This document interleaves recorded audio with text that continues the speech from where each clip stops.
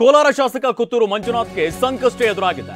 ಸುಳ್ಳು ಜಾತಿ ಪ್ರಮಾಣ ಪತ್ರ ನೀಡಿದ್ದಕ್ಕೆ ಕ್ರಮಕ್ಕೆ ಹೈಕೋರ್ಟ್ ಆದೇಶವನ್ನು ನೀಡಿದೆ. ಪರಿಶಿಷ್ಟ ಜಾತಿ ಬುಡಗ ಜಂಗಮಕ್ಕೆ ಸೇರಿದ್ದಾರಂತ ದಾಖಲೆಯನ್ನು ನೀಡಿಲ್ಲ. ಸುಳ್ಳು ಜಾತಿ ಪ್ರಮಾಣ ಪತ್ರವನ್ನು ನೀಡಿ ಕೊತ್ತೂರು ಮಂಜುನಾಥ್ ಸ್ಪರ್ಧೆಯನ್ನು ಮಾಡಿದರು. ಪರಿಶಿಷ್ಟ ಜಾತಿಯವರಿಗೆ ಸಿಗಬೇಕಾದಂತಹ ಹಕ್ಕನ್ನ ಇವರು ಕಿತ್ತುಕೊಂಡಿದ್ದಾರೆ. ಶಾಸಕರ ನಡವಳಿಕೆ ಸಂವಿಧಾನಕ್ಕೆ ಎಸಗಿದಂತಹ ಮೋಸ ಅಂತ ನ್ಯಾಯಮೂರ್ತಿ ಎಂ ನಾಗಪ್ರಸನ್ನ ಅವರಿದ್ದಂತಹ ಹೈಕೋರ್ಟ್ ಪೀಠ ಅಭಿಪ್ರಾಯವನ್ನ ವ್ಯಕ್ತಪಡಿಸಿದೆ. ಕೊತ್ತೂರು ಮಂಜುನಾಥ್ ವಿರುದ್ಧ ಕ್ರಮಕ್ಕೆ ಹೈಕೋರ್ಟ್ ಈಗ ಆದೇಶವನ್ನು ಹೊರಡಿಸಿದೆ. ಸೂಕ್ತ ಕ್ರಮ ಕೈಗೊಳ್ಳಲು ಸರ್ಕಾರಕ್ಕೆ ಹೈಕೋರ್ಟ್ ನಿರ್ದೇಶನವನ್ನ ನೀಡಿದೆ. ಕೋಲಾರ ಶಾಸಕ ಕೊತ್ತೂರು ಮಂಜುನಾಥ್ಗೆ ಈಗ ಸಂಕಷ್ಟ ಎದುರಾಗಿರುವಂತದ್ದು. ಸುಳ್ಳು ಜಾತಿ ಪ್ರಮಾಣ ಪತ್ರವನ್ನ ನೀಡಿದ್ದಕ್ಕೆ ಈಗ ಹೈಕೋರ್ಟ್ ಕ್ರಮಕ್ಕೆ ಆದೇಶವನ್ನ ನೀಡಿದೆ.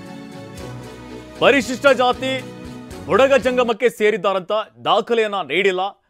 ಸುಳ್ಳು ಜಾತಿ ಪ್ರಮಾಣ ಪತ್ರವನ್ನು ನೀಡಿ ಕೊತ್ತೂರು ಮಂಜುನಾಥ್ ಸ್ಪರ್ಧೆಯನ್ನ ಮಾಡಿದ್ದಾರೆ ಅನ್ನುವಂತಹ ಆರೋಪ ಕೇಳಿ ಬಂದಿದೆ.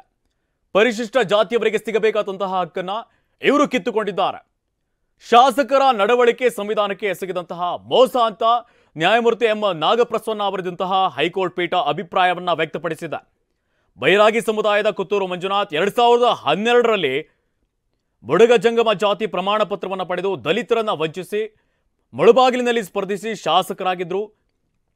ಸಂವಿಧಾನಕ್ಕೆ ಸವಾಲಿನಂತೆ ಶಾಸಕರಾಗಿದ್ದುಕೊಂಡು ದಲಿತ ಸಮುದಾಯ ಅಂಬೇಡ್ಕರ್ ಆಶಯಕ್ಕೆ ಚೂರಿ ಹಾಕಿದ್ದಾರೆ ಅಂತ ಅವರ ವಿರುದ್ಧ ಆರೋಪಗಳು ಕೂಡ ಕೇಳಿ ಬಂದಿತ್ತು.